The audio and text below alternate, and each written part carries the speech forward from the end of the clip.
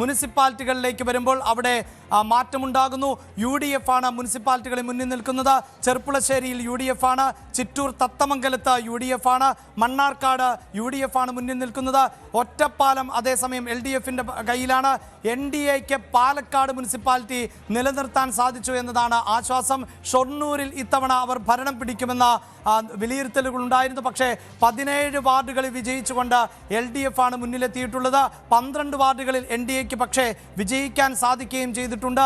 അതേസമയം പട്ടാമ്പിയിലും UDFിൻ്റെ ഒരു മുന്നേറ്റം തന്നെയാണ് നടത്തിയിട്ടുള്ളത്. അങ്ങനെ പാലക്കാട് നിലനിർത്തുന്നു എന്നത് മാത്രമാണ് ഇപ്പോൾ ആശ്വാസം. പ്രത്യേകിച്ച് രാഹുൽ മാങ്കൂട്ടം ഉൾപ്പെടെയുള്ള വിവാദ വിഷയങ്ങൾ ചർച്ച ചെയ്യപ്പെട്ട ജില്ലയാണ് പാലക്കാട്. ആ പാലക്കാട് മുനിസിപ്പാലിറ്റികളിൽ മാത്രമാണ് കോൺഗ്രസിന് മുന്നേറ്റം നടത്താൻ സാധിക്കുന്നത്. മറ്റ് ജില്ലാ പഞ്ചായത്തുകളിലേക്കും അതോടൊപ്പം തന്നെ മറ്റു ഗ്രാമപഞ്ചായത്തിലേക്കും ബ്ലോക്ക് തലത്തിലുമെല്ലാം LDFിൻ്റെ മേൽക്കൈ തുടരുന്നു. BJPയെ സംബന്ധിച്ചിടത്തോളം BJP സംസ്ഥാന അധ്യക്ഷന് സ്വന്തം ക്രെഡിറ്റ് ആയിട്ട് തന്നെ എടുക്കാൻ കഴിയുന്ന ഒന്നുകൂടിയാണ് തിരുവനന്തപുരത്തെ ഈ വലിയ നേട്ടം. കാരണം അധ്യക്ഷമാറ്റം BJPയിൽ ഉണ്ടാകുമ്പോൾ ആദ്യം പറഞ്ഞ വാക്ക് ഇനി BJP ഉറ്റുനോക്കുന്നത് തദ്ദേശ തെരഞ്ഞെടുപ്പിലേക്കാണ്. അങ്ങനെ കൂട്ടമായി നിന്നുകൊണ്ട് ഒരു വലിയ ക്യാമ്പയിൻ കൊടുത്തുകൊണ്ട് തദ്ദേശ തെരഞ്ഞെടുപ്പിൽ പൂർണ്ണമായും BJP അതിനായി പരിശ്രമിക്കുമെന്ന് പലതവണ രാജീവ് ചന്ദ്രശേഖർ പറഞ്ഞതാണ്. നിലമ്പൂർ തെരഞ്ഞെടുപ്പ് BJP ഒഴുക്കൻ മട്ടിൽ എന്തുകൊണ്ട് നേരിട്ടു എന്നുള്ള ചോദ്യങ്ങൾക്ക് പോലും അന്നും BJP സംസ്ഥാന അധ്യക്ഷൻ പറഞ്ഞത് തദ്ദേശ തെരഞ്ഞെടുപ്പിനാണ് BJP പ്രാധാന്യം കൊടുക്കുന്നത് എന്നുള്ളതാണ്. തിരുവനന്തപുരം തൊട്ട് ഇങ്ങോട്ട് എന്ന് പറയുമ്പോൾ BJPയുടെ വികസന അജണ്ടകളെല്ലാം നടപ്പാക്കും, പ്രധാനമന്ത്രി നരേന്ദ്രമോദിയെ കൊണ്ടുവരുമെന്നൊക്കെ പ്രചാരണ സമയത്ത് പോലും പറഞ്ഞുകൊണ്ട് ഇത് ജനങ്ങളിലേക്ക് എത്തിക്കാൻ കഴിഞ്ഞു എന്നുള്ളതിന്റെ ക്രെഡിറ്റ് അവകാശപ്പെടാൻ BJP സംസ്ഥാന അധ്യക്ഷന് കഴിയുന്നു. മാത്രമല്ല, വലിയ തരത്തിൽ RSS പ്രവർത്തകന്റെ ആത്മഹത്യ ഉണ്ടാകുമ്പോൾ ഛിന്ന ഭിന്നമായി പോകും എന്ന് കരുതിയ ഒരു പ്രചാരണ സമയത്ത് നിന്ന് അതുപോലും കൂട്ടിച്ചേർത്ത് പിടിച്ചുകൊണ്ട് രാജീവ് ചന്ദ്രശേഖറിന് ആ പ്രചാരണത്തെ മുന്നോട്ട് കൊണ്ടുപോകാൻ കഴിഞ്ഞിട്ടുണ്ടെങ്കിൽ വലിയ നേട്ടം തന്നെയായി ഇത് BJPക്ക് അകത്തും വിലയിരുത്തപ്പെടും. രാജീവ് ചന്ദ്രശേഖർ BJP സംസ്ഥാന അധ്യക്ഷനായതിനു ശേഷം BJP ശക്തി പ്രകടനമായി കണക്കാക്കുന്ന തെരഞ്ഞെടുപ്പിന്റെ ഫലം ഇങ്ങനെ പുറത്തു വരുമ്പോൾ തിരുവനന്തപുരത്ത് ഭരണമുറപ്പിക്കാൻ BJP ജീവൻ മരണ പോരാട്ടത്തിലാണ്, NDA പോരാട്ടത്തിലാണ്. പക്ഷേ ആ പോരാട്ടത്തിലേക്ക് എത്തിക്കുമോ LDFും UDFും എന്നാണ് അറിയേണ്ടത്. UDF ഇപ്പോൾ സീറ്റ് നില മെച്ചപ്പെടുത്തി എന്നതാണ് എടുത്തു പറയേണ്ടത്. 20 സീറ്റുകളിലേക്ക് കഴിഞ്ഞ തെരഞ്ഞെടുപ്പുമായി താരതമ്യം ചെയ്യുമ്പോൾ സീറ്റ് നില ഉയർത്താൻ സാധിക്കുമെന്ന പ്രതീക്ഷ അവർ പുലർത്തിയിരുന്നു. അത് പ്രാവർത്തികമാക്കാൻ അവർക്ക് സാധിച്ചു എന്ന് വേണം മനസ്സിലാക്കാൻ. അങ്ങനെ ഒരുപക്ഷെ ഭരണത്തിലേറാൻ സാധിക്കുന്നില്ല എങ്കിൽ പോലും ഭരണത്തിൽ നിർണായകമായ സ്ഥാനം വഹിക്കാൻ തങ്ങൾക്ക് സാധിച്ചേക്കുമെന്ന വിലയിരുത്തൽ പാർട്ടിക്കുണ്ടായിരുന്നു. അതുകൊണ്ട് തന്നെ BJPയുടെ പടയോട്ടത്തിന് തടയിടുകയാണോ ഇപ്പോൾ കോൺഗ്രസ് എന്നതാണ് മനസ്സിലാക്കേണ്ടത്. ഒരുപക്ഷെ ഇനി നമ്മൾ ഈ കാണിക്കുന്ന ടാലിയിൽ അവിടെ LDFിൻ്റെയും UDFിൻ്റെയും സംഖ്യയാണ് ഉയരുന്നത് എങ്കിൽ 51ലേക്ക് എത്തിപ്പെടാൻ BJPക്ക് സാധിക്കാതെ പോകും. അവർ തൊട്ടരികിലെത്തി നിൽക്കുന്നു. 48 എന്നതാണ് ഇപ്പോഴത്തെ സീറ്റ് നില. അതായത് ഒരിടത്ത് കോൺഗ്രസ് മുന്നേറിയപ്പോൾ അല്ലെങ്കിൽ UDF മുന്നേറിയപ്പോൾ അത് BJPയുടെ അക്കൗണ്ടിൽ നിന്ന് ഒന്ന് മൈനസ് ചെയ്യപ്പെടുന്ന സാഹചര്യമാണ് ഉണ്ടാകുന്നത്. നേരത്തെ 49 സീറ്റുകളിൽ 49 ഡിവിഷനുകളിൽ ആയിരുന്നു BJP നേതൃത്വം നൽകുന്ന NDA സഖ്യം മുന്നിൽ നിന്നതെങ്കിൽ ഇപ്പോഴും 48 തന്നെ മുന്നിൽ നിൽക്കുന്നു എന്നതാണ്.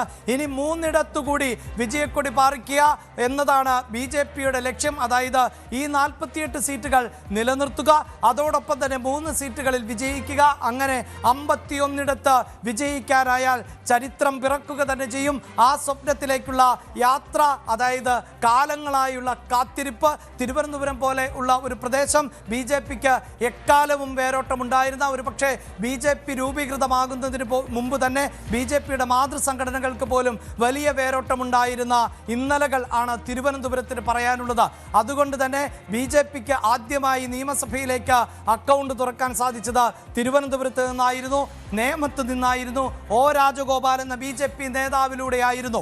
ഇന്നിപ്പോൾ BJPക്ക് തൃശ്ശൂരിൽ ഒരു MP മാത്രം ആണ് ഉള്ളത്. പാർലമെന്ററി രാഷ്ട്രീയത്തിൽ പ്രത്യേകിച്ച് ലോക്സഭയിലേക്ക് നടന്ന തെരഞ്ഞെടുപ്പിൽ വിജയക്കൊടി പാറിച്ചത് സുരേഷ് ഗോപി എന്നതാണ്. എങ്കിൽ ഇനി വരാൻ പോകുന്ന നിയമസഭാ തെരഞ്ഞെടുപ്പിൽ കൂടുതൽ നേട്ടം കൊയ്യുക എന്നത് തന്നെയാണ് BJPയുടെ ലക്ഷ്യം. അതിനേറ്റവും അനുകൂലമാകുന്ന മണ്ണ് തലസ്ഥാന നഗരിയിലേത് എന്നാണ് BJP പൊതുവിൽ വിലയിരുത്തുന്നത്.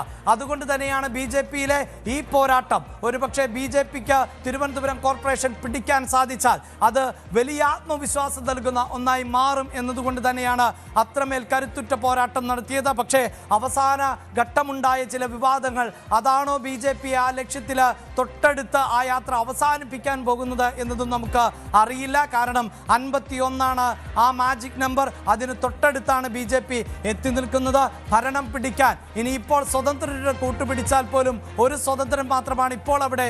തിരുവനന്തപുരത്ത് 2 സ്വതന്ത്രർ ഇപ്പോൾ വിജയിച്ചു നിൽക്കുന്നുണ്ട്. അങ്ങനെ സ്വതന്ത്രരെ ഒപ്പം നിർത്തിയെങ്കിലും കോർപ്പറേഷൻ പിടിക്കാൻ പറ്റുമോ എന്നത് തന്നെയായിരിക്കും ഏറ്റവും പ്രധാനം. ചരിത്രം തിരുത്തുകയായിരിക്കും BJP അതിനിടയിൽ ചെയ്യുക. അഭിലാഷ്, ഈ UDF-നെ സംബന്ധിച്ചിടത്തോളം വളരെ എടുത്തു പറയേണ്ടത് എങ്ങനെയൊക്കെ UDF-ൽ നിടഞ്ഞു നിന്നിട്ടുണ്ടോ അവർക്കൊക്കെ പരാജയം എന്നുള്ള വിഷയമാണ്. ഇപ്പോൾ വൈഷ്ണവ് സുരേഷ് വിജയം നേടുമ്പോൾ മുട്ടട LDF-ന്റെ കയ്യിൽ നിന്ന് പോയി. അവിടെ UDF-ന് ഗുണം, LDF-ന് അത് ഗുണമുണ്ടായില്ല. AV ഗോപിനാഥ് പാലക്കാട് മുൻ DCC പ്രസിഡന്റ് UDF വിട്ടുപോയ 100 വോട്ടിന് AV ഗോപിനാഥ് തോറ്റ സാഹചര്യം. കിഴക്കമ്പലത്തും കുന്നത്തനാടും 2020 ജനങ്ങൾ കൈവിട്ട ഒരു സാഹചര്യം. അങ്ങനെ UDF-നെ സംബന്ധിച്ചിടത്തോളം ജനങ്ങളുടെ വികാരം ഈ പുറത്തു കാണിക്കുന്ന ഈ വിവാദങ്ങൾക്ക് അപ്പുറത്തേക്കുണ്ട് എന്നൊക്കെ ഇനി എനിക്ക് തോന്നുന്നു അത് KC വേണുഗോപാലാണെങ്കിലും VD സതീശനാണെങ്കിലും രമേശ് ചെന്നിത്തലയ്ക്കാണെങ്കിലും ഇതൊക്കെ വളരെ സധൈര്യം പറയാവുന്ന ഒരു രീതിയിലേക്ക് കാര്യങ്ങൾ പോകും. പക്ഷേ തിരുവനന്തപുരത്ത് BJP വോട്ട് നേടുമ്പോൾ ചോർന്നു പോയത് LDF-ന്റെ ശക്തി കേന്ദ്രങ്ങൾ, LDF-ന്റെ പ്രധാനപ്പെട്ട കോട്ടകൾ. കൊല്ലത്ത് പരിപൂർണമായിട്ട് കാലിടറിയ ഇടതുപക്ഷത്തിന് തലസ്ഥാനത്ത് കാലിടറിയപ്പോൾ അത് ഇതുവരെ ഇല്ലാത്ത ഒരു ചരിത്ര നേട്ടത്തിലേക്ക് NDA കൊണ്ടെത്തിക്കുകയും ചെയ്തിരിക്കുന്നു. യെസ്, തിരുവനന്തപുരം ഇപ്പോഴും എന്ത് എന്നതിൽ വ്യക്തതയില്ല. 48 എന്ന നിലയിൽ NDAയുടെ സീറ്റ് നില എത്തി നിൽക്കുന്നു. 51ലേക്ക് NDA എത്തുമോ എന്നതിൽ ഇപ്പോഴും ആകാംക്ഷ തുടരുന്ന സാഹചര്യമാണ്. അവിടെ അപർണ സൂചിപ്പിക്കുന്നത് പോലെ ഇക്കുറി വിമതരെ പിന്തുണയ്ക്കാൻ തയ്യാറായില്ല കേരളം എന്ന് വേണം നമുക്ക് മനസ്സിലാക്കാൻ. അതിൽ ഏറ്റവും കൂടുതൽ വിമത ശല്യം നേരിട്ടുകൊണ്ടിരുന്നത് കോൺഗ്രസ് ആയിരുന്നു. പക്ഷേ കോൺഗ്രസിന് ആ വിമതരെ കൂടി മറികടന്നുകൊണ്ട് മുന്നേറാൻ സാധിച്ചു എന്നത് തന്നെയാണ് ഇപ്പോൾ മനസ്സിലാക്കേണ്ടത്. പ്രത്യേകിച്ച് കൊച്ചി കോർപ്പറേഷനിൽ നിരവധി വിമതർ ഉണ്ടായിരുന്നു മത്സര രംഗത്ത്. അവരെ അനുനയിപ്പിക്കാനുള്ള നീക്കങ്ങൾ നടത്തിയിരുന്നു. പക്ഷേ അത് പരാജയപ്പെട്ട സാഹചര്യമാണ് ഉണ്ടായത്. മാത്രവുമല്ല, അങ്ങനെയൊരു വിമത ശല്യത്തിന് കാരണമെന്നത് നേരത്തെ തന്നെ കോൺഗ്രസ് സ്ഥാനാർത്ഥികളെ പ്രഖ്യാപിച്ചു എന്നതുകൊണ്ട് തന്നെയായിരുന്നു എന്ന് വിലയിരുത്തപ്പെടുന്നുണ്ട്. അതുകൊണ്ട് തന്നെ വിമതരെ വിട്ടേക്കൂ, തങ്ങൾ പ്രഖ്യാപിച്ച സ്ഥാനാർത്ഥികളിലേക്ക് ശ്രദ്ധ കേന്ദ്രീകരിക്കൂ, അങ്ങനെ തെരഞ്ഞെടുപ്പിന് നേരിടൂ. അതായിരുന്നു ഈ തെരഞ്ഞെടുപ്പിൽ UDF സ്വീകരിച്ച, കോൺഗ്രസ് സ്വീകരിച്ച തെരഞ്ഞെടുപ്പ് തന്ത്രം എന്നത്.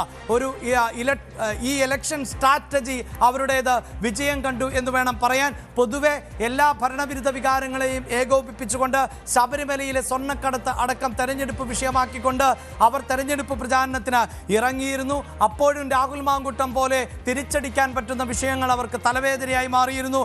അങ്ങനെയുള്ള ഒരു ഘട്ടത്തിൽ പോലും വലിയ പതർച്ച കോൺഗ്രസിന് സംഭവിച്ചിട്ടില്ല എന്നത് ആത്മവിശ്വാസം നൽകുന്ന ഒന്ന് തന്നെയാണ്. പൊതുവിൽ കേരളത്തിന്റെ തെരഞ്ഞെടുപ്പ് ഫലം വിലയിരുത്തുമ്പോൾ ഇക്കുറി അത് വലത്തേക്ക് കോൺഗ്രസിന് അനുകൂലം എന്ന് തന്നെയാണ് മനസ്സിലാക്കേണ്ടത്. ഇനി ഗ്രാമപഞ്ചായത്തുകളുടെ എണ്ണം വളരെ കൃത്യമായി പുറത്തു വരേണ്ടതുണ്ട്. ഗ്രാമപഞ്ചായത്തുകളിൽ ഇപ്പോൾ UDF മുന്നിട്ട് നിൽക്കുന്നു എന്നുള്ളതാണ്.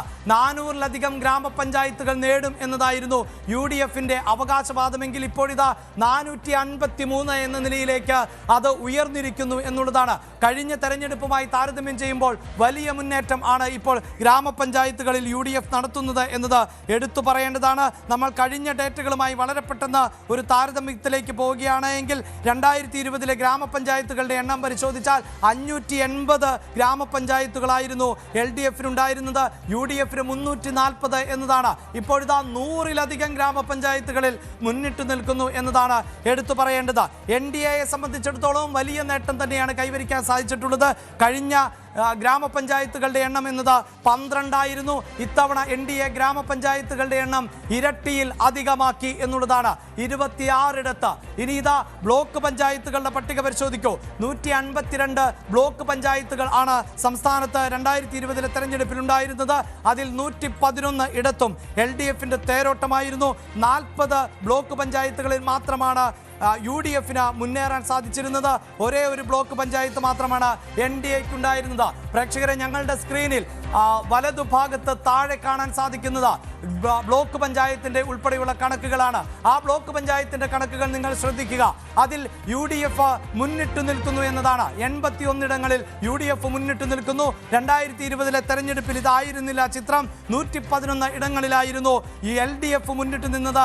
40 എന്നതായിരുന്നു UDF എന്ന ആ കോളത്തിലെ ആ ഫൈനൽ സംഖ്യ എന്നത്. അതാണിപ്പോൾ 81 എന്ന നിലയിലേക്ക് ഉയർത്തുന്നത്. അതായത് ഇരട്ടിയോളം ബ്ലോക്കുകൾ ആണ്, ബ്ലോക്ക് പഞ്ചായത്തുകളാണ് ഇപ്പോൾ സ്വന്തം അക്കൗണ്ടിലേക്ക് UDF എത്തിക്കുന്നത്. അതേസമയം LDFനാകട്ടെ 63ലേക്ക് ചുരുങ്ങുന്നു. കഴിഞ്ഞ തവണ 152 ബ്ലോക്ക് പഞ്ചായത്തുകൾ ഭരിച്ചിരുന്ന LDFന് ഇത്തവണ 63 എന്ന് പറയുമ്പോൾ അത് 1/3 ചുരുങ്ങുന്നു എന്നതാണ്. പ്രിയ പ്രേക്ഷകർ ശ്രദ്ധിക്കുക, ഞങ്ങളുടെ ടെലിവിഷൻ സ്ക്രീനിന്റെ താഴെ ഭാഗത്താണ് ഗ്രാമപഞ്ചായത്തുകളുടെയും ബ്ലോക്ക് പഞ്ചായത്തുകളുടെയും പട്ടികയുള്ളത്. അതാണ് കഴിഞ്ഞ വർഷവുമായി ഞങ്ങൾ താരതമ്യം ചെയ്യുന്നത്. അതേസമയം സ്ക്രീനിന്റെ ഇടതുഭാഗത്ത് നിങ്ങൾക്ക് കാണാൻ സാധിക്കുന്നത് ജില്ലാ പഞ്ചായത്തിന്റെ വിശദമായ പട്ടികയാണ്. ആ പട്ടികയും പരിശോധിക്കുക. കഴിഞ്ഞ തെരഞ്ഞെടുപ്പുമായി താരതമ്യം ചെയ്യുമ്പോൾ എടുത്തു പറയേണ്ടത് കേവലം 2 ജില്ലാ പഞ്ചായത്തുകളിൽ മാത്രമായിരുന്നു UDFന് വിജയിക്കാൻ സാധിച്ചിരുന്നത്. ഒരു ജില്ലാ പഞ്ചായത്ത് ഒപ്പത്തിനൊപ്പം വരികയും അങ്ങനെ നറുക്കെടുപ്പിലൂടെ UDFന്റെ ഭാഗമാവുകയും ചെയ്തു. പക്ഷേ ഇപ്പോഴിതാ നിങ്ങൾ പ്രേക്ഷകർ സ്ക്രീനിന്റെ ഇടത് ഭാഗം പരിശോധിക്കൂ. ജില്ലാ പഞ്ചായത്തിന്റെ പട്ടിക ഞങ്ങൾ നൽകുന്നു. ആ പട്ടികയിൽ തിരുവനന്തപുരവും കൊല്ലവും ഇടതിനൊപ്പമാണ്. പത്തനംതിട്ട തിരിച്ചുപിടിക്കുന്നു UDF. ആലപ്പുഴ ഇത്തവണ ഇടതിനൊപ്പമാണ്. അതേസമയം ആലപ്പുഴയ്ക്ക് ശേഷം ഇങ്ങോട്ടേക്ക് പരിശോധിക്കുമ്പോൾ എറണാകുളം നിലനിർത്താൻ സാധിക്കുന്നു എന്നുള്ളതാണ് എടുത്തു പറയേണ്ടത്. കോട്ടയം, ഇടുക്കി, എറണാകുളം ജില്ലാ പഞ്ചായത്തുകൾ UDFനൊപ്പമാണ്. പിന്നീട് തൃശ്ശൂരും പാലക്കാടും കൈവിടുന്നു. പക്ഷേ ഏതാണ്ട് മലപ്പുറം തൂത്തുവാരുന്ന സാഹചര്യം ആണ് ഇപ്പോൾ ഉള്ളത്. അങ്ങനെ ഈ തെരഞ്ഞെടുപ്പിൽ ജില്ലാ പഞ്ചായത്തുകളിൽ, ഗ്രാമപഞ്ചായത്തുകളിൽ, ബ്ലോക്ക് പഞ്ചായത്തുകളിൽ വലിയ മുന്നേറ്റം UDF നടത്തിക്കൊണ്ടേയിരിക്കുന്നു. അപർണ, തിരുവനന്തപുരത്തേക്ക് തന്നെ എല്ലാ കണ്ണുകളും തിരുവനന്തപുരത്തേക്ക് BJP പിടിയുറപ്പിക്കുന്നു തലസ്ഥാനത്ത്. ഇത് ഈ തദ്ദേശ തെരഞ്ഞെടുപ്പിനപ്പുറത്തേക്ക് നിയമസഭാ തെരഞ്ഞെടുപ്പിലേക്ക് ഒരു വലിയ സന്ദേശം കൊടുക്കുകയാണ് എന്ന് NDAക്ക് പറയാൻ കഴിയും. അതായത് കഴിഞ്ഞ തവണത്തെ 16% എന്ന വോട്ട് ഷെയറിൽ നിന്ന് 25% വോട്ട് ഷെയർ, അതാണ് ലക്ഷ്യമിടുന്നതെന്ന് BJP സംസ്ഥാന അധ്യക്ഷൻ വ്യക്തമാക്കുമ്പോൾ നഗരങ്ങളാണ് ഗ്രാമപഞ്ചായത്തുകളിലും ജില്ലാ പഞ്ചായത്തുകളിലും അതുപോലെ തന്നെ കോർപ്പറേഷനുകളിലും ഒക്കെ തന്നെ മുൻതൂക്കമുണ്ടായിരുന്നത് LDFനാണ്. എവിടെയാണ് LDFനെ പിഴച്ചത് എന്ന് അവരൊരു ആത്മപരിശോധന നടത്താൻ പറ്റിയൊരവസരമാണിത്. ശബരിമല പ്രശ്നത്തിൽ ജനങ്ങൾ ശക്തമായി പ്രതികരിച്ചു എന്നുള്ളതാണ് ഈ റിസൾട്ട് തെളിയിക്കുന്നത്. ഞങ്ങൾ പറഞ്ഞിടത്താണ് ജനങ്ങളുടെ വികാരം നിൽക്കുന്നത് എന്ന് ഈ തെരഞ്ഞെടുപ്പ് ഫലം പുറത്താക്കിയിരിക്കുന്നു. മുഖ്യമന്ത്രി നടത്തിയ വളരെ വില കുറഞ്ഞ പ്രതികരണങ്ങൾ അത് LDFന് തിരിച്ചടിയായിട്ട് വന്നു. മുഖ്യമന്ത്രി രാഹുൽ മാങ്കൂട്ടത്തിന്റെ പ്രശ്നത്തിൽ നടത്തിയ ഒരു വിലയിരുത്തൽ UDFകാരെല്ലാം സ്ത്രീലമ്പടന്മാരാണെന്ന് പറഞ്ഞു. സ്ത്രീലമ്പടന്മാരെയും ലൈംഗിക അപവാദ കേസുകളിലെയും പ്രതികളെ സ്വന്തം ചിറകിലടിയിൽ ഒളിപ്പിച്ചിരുത്തിയ മുഖ്യമന്ത്രിയുടെ ആ പരാമർശം പൊതുസമൂഹം അംഗീകരിക്കുന്നില്ല എന്നുള്ളതിന് തെളിവാണ്. ഇത് UDFനെ സംബന്ധിച്ചിടത്തോളം വലിയ ആത്മവിശ്വാസം ഉണ്ടാക്കിയിട്ടുണ്ട്. പക്ഷേ അതിന് കടന്ന ആത്മവിശ്വാസം UDFകാർ ഒരിക്കലും പ്രകടിപ്പിക്കുകയില്ല എന്നാണ് എൻ്റെ വിശ്വാസം. കഴിഞ്ഞ അരപ്പതിറ്റാണ്ടിൽ കൂടുതലായി ഒരു സ്വപ്നം മനസ്സിൽ വെച്ചുകൊണ്ട് യാത്ര ചെയ്യുന്ന, പ്രവർത്തിക്കുന്ന ദേശീയ പ്രസ്ഥാനങ്ങളുടെ, BJP ഉൾപ്പെടെയുള്ള ദേശീയ പ്രസ്ഥാനങ്ങളുടെ പ്രവർത്തകരുടെ ത്യാഗോജ്ജലമായ ജീവിതം, ആ ജീവിതം അർപ്പിച്ചതിന്റെ ഫലമായിട്ട് ലഭിച്ച വിജയമാണ്. തിരുവനന്തപുരത്തെയും കേരളത്തെയും ദേശീയ പ്രസ്ഥാനങ്ങളെ, BJPയെ സ്നേഹിക്കുന്ന മുഴുവൻ ജനങ്ങളുടെയും വിജയമായിട്ടാണ്